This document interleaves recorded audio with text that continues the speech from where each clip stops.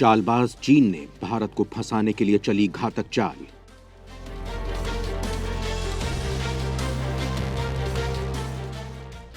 Dragon के इरादों को पहले ही भांप लिया प्रधानमंत्री मोदी ने।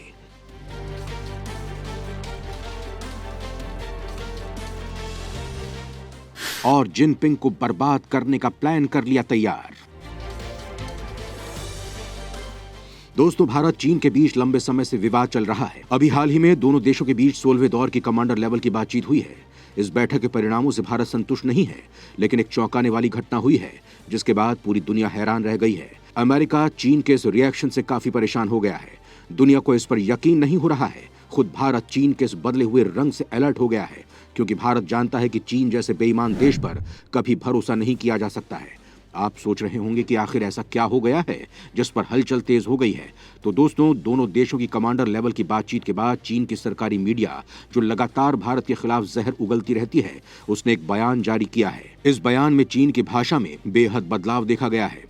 ग्लोबल टाइम्स ने भारत को मैनिपुलेट करने की चाल चली है। उसने कहा है कि भारत और चीन को प्रतिद्वंदी बनाने के बजाय भागीदार बनाने के लिए काम करना चाहिए। इतना ही नहीं, इस लेख में यह भी कहा गया है कि अमेरिका और पश्चिमी मीडिया भारत और चीन संबंधों में दरार डालने की कोशिश कर रही हैं। ऐसे में भारत और चीन को अमेरिका के जनमत के उत्पीड़न का विरोध करना चाहिए। दोनों को अपने भाग्य को अपने हाथों में रखना चाहिए और अपने अपने देश के विकास पर फोकस करना चाहिए। ग्लोबल टाइम्स ने लिखा कि चीन और भारत के बीच कमांडर स्तर की 16वें दौर की वार्ता रविवार को भारत की ओर से मोल्दो चुशुल सीमा मिलन स्थल पर हुई। दोनों पक्षों ने सोमवार की देर रात बयान जारी कर वास्तविक नियंत्रण रेखा पर सुरक्षा और स्थिरता बनाए रखने और संपर्क में रहने की अपनी सामान्य इच्छाओं की पुष्टि की। दोनों देश सैन्य और राजनयिक चैनलों के माध्यम से संवाद बनाए रखने पर भी सहमत हुए। ये एक सकारात्मक संकेत है कि चीन भारत संबंध तेजी से मजबूत हो रहे हैं और दोनों पक्ष सीमा विवाद को हल करने के लिए मिलकर काम कर रहे हैं। सीमा मुद्दों को हल करने में दोनों पक्षों के बीच आपसी विश्वास धीरे धीरे फिर से बढ़ रहा है। इस कारण दोनों देशों के बीच विवादों को प्रभावी ढंग से हल करने के लिए आवश्यक माहौल बन रहा है। चीनी मीडिया ने आगे कहा कि पिछली वार्ता 4 महीने पहले हुई थी। जून 2020 में गलवान घाटी के संघर्ष के बाद भारत चीन सैन्य वार्ता में यह सबसे लंबा अंतराल है। पश्चिमी मीडिया ने इन बातचीत को पहले ही निरर्थक बताया है। उनका दावा है कि दोनों पक्षों के बीच मतभेद स्पष्ट हैं, इसीलिए चर्चाओं में समझौते तक पहुंचना लगभग असंभव था। लेकिन तथ्यों ने साबित कर दिया है कि चीन और भारत अपने बीच की समस्याओं और मतभेदों से निपटने पूरी तरह सक्षम हैं। दोस्तों, चीन ने अपने इस बयान में पश्चिमी देशों की आलोचना की है। भारत चीन के इन मीठे बोलों से बेहद सतर्क हो गया है, क्योंकि एक तरफ तो चीन ने जैसे अपने शब्दों में शहद ही घोल दिया है, लेकिन दूसरी तरफ वो भारत के खिलाफ लगातार साजिश रच रहा है। इस बीच चीन की एक ऐसी साजिश सामने आई है कि मोदी का गुस्सा 7वें आसमान पर पहुंच गया है और उन्होंने चीन को जवाब देने की रणनीति बना ली है। क्या चीन की बातों पर किया जा सकता है यकीन? दोस्तों, चीन ने एक बार फिर अपनी दोगली नीयत का प्रदर्शन किया है। 2017 में जिस डोकलाम में भारत और चीन के करीब 73 दिनों तक कड़ा संघर्ष हुआ था, भारत और चीन की सेना आमने सामने आ गई थी। उसी डोकलाम में चीन एक बार फिर साजिश को अंजाम दे रहा है। डोकलाम पठार के पूर्व में चीन के गांव के निर्माण का संकेत देने वाली नई सैटेलाइट तस्वीरें सामने आई हैं। ये क्षेत्र भारत के रणनीतिक हित के लिए काफी महत्वपूर्ण माना जाता है। ये तस्वीरें मैक्सर कंपनी द्वारा खींची गई हैं। मैक्सर अंतरिक्ष प्रौद्योगिकी में खुफिया मुद्दों पर ध्यान केंद्रित करती है।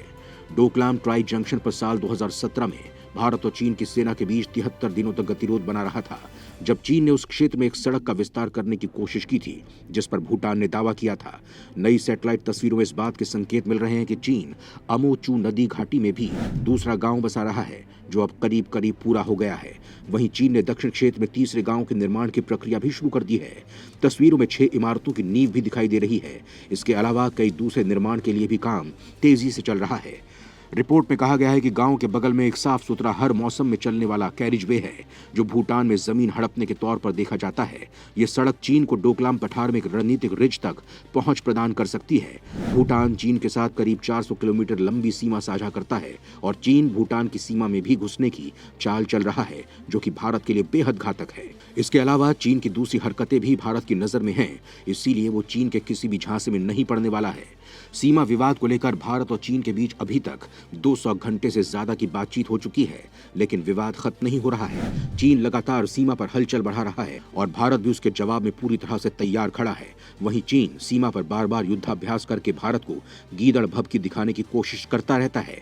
भारतीय सेना और पीएलए के बीच बातचीत के ठीक बाद चीन की सरकारी मीडिया ने चीनी कब्जे वाले पेंगोंग झील के हिस्से पर युद्धाभ्यास का वीडियो जारी किया है। इस वीडियो में चीनी सेना के 3 लड़ाकू हेलीकॉप्टर उड़ान भरते हुए नजर आ रहे हैं।